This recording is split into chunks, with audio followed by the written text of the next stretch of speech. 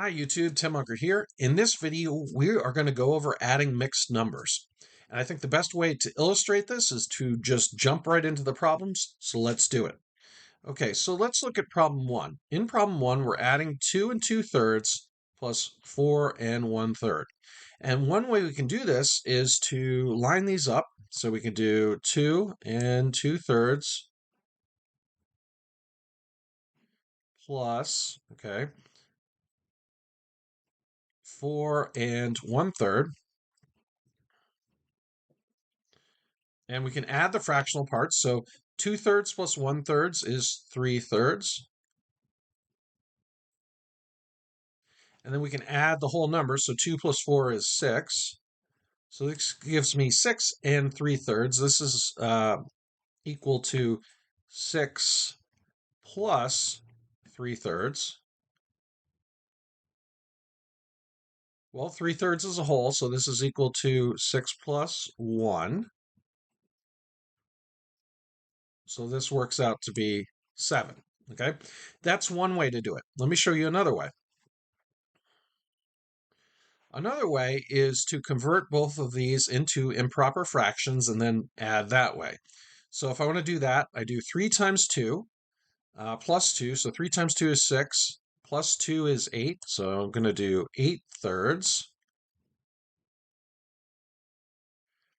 plus here. Then we do 3 times 4 is 12, plus 1 is 13. So we're going to add 13/3. 8 plus 13 is 21. So that's 21/3. And 21 divided by 3 is equal to 7. Now, personally, this is actually my preferred method, but sometimes it's not the most efficient, especially if we get a problem like number 2. So number 2, we have 5 plus 3 and 1/2. Another way we can write this is just 5 plus 3 plus 1/2. I think it's fairly easy to see from this that we would just add 5 and 3. So we'd get 8 plus 1/2, which we could simply write as 8 and 1/2. Okay, those are the first two problems. Take a snapshot of that if you need to. We're going to move to problems 3 and 4. When we go over those, maybe you should pause the video, try them out yourselves, and then see if you get the same solutions I did, and see if you use the same methods.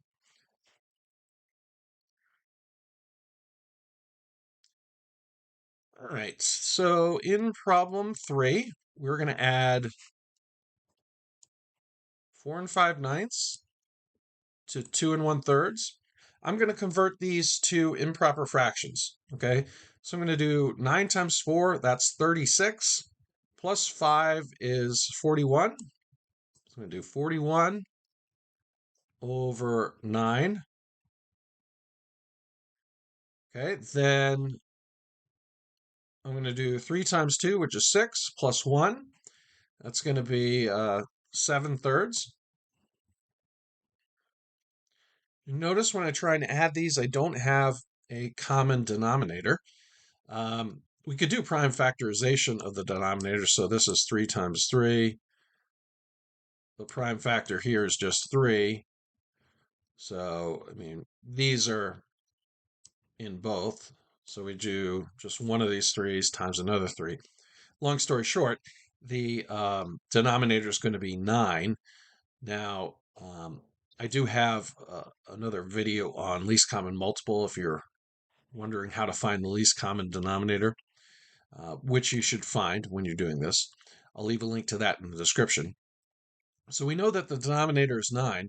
So really all I have to do is just multiply the top and the bottom of this 7/3 by 3/3. That's not a great 3. But, that's like multiplying by 1 because 3 divided by 3 is 1.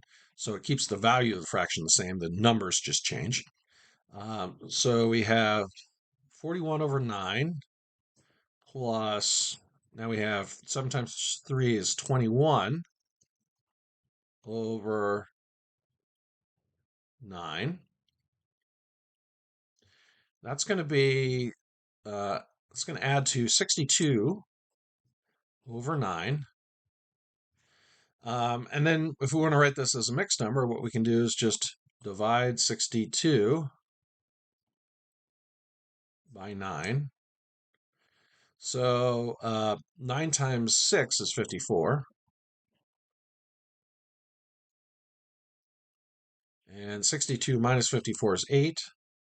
So we have 6 with the remainder of 8, which we can write as the mixed number 6 and 8/9. I also have a video on converting improper fractions to mixed numbers. It's in my middle school playlist if you want to check that out. So we have 6 and 8/9 as our solution to problem 3. Hopefully you got that. You didn't necessarily have to do that method. What you could have done is 4 plus 2. That would have given you the 6. And then added the fractions 5/9 plus 1/3, which would have been 5/9 plus 3/9 would have given you the 8/9. So that would have worked as well. Okay, let's go to the last one. And for the last one, let's do that. So let's add the whole number. So we got 9 plus 11. That's going to give me 20. And then we got 1/5 plus 1/2. I mean, we're thinking of prime factors of these. Factor is 5. This one's 2. 5 times 2 is 10. So we want to multiply this fraction by 2 over 2. That'll get my denominator to be 10. And this fraction by 5 over 5, which will get this fraction's denominator to be 10. And notice 5 over 5 is 1, and 2 over 2 is 1. So we're not changing the actual value of the fraction, but just changing the numbers so we can add them. So we have 2/10 plus 5/10, and that gives me not 5/7, 5/10, and that's going to give me 7/10. So we can write this entire mixed number as 20 and 7/10.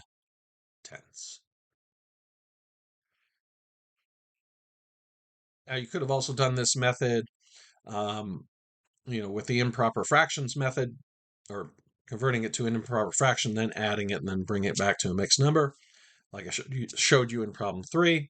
Either way works. Hopefully this video was helpful to you. If it was, please like and subscribe. Also, if you want to support the channel, check out my Teacher Paid Teacher stuff in the description, and I hope to see you in the next one. Have a great day. Bye.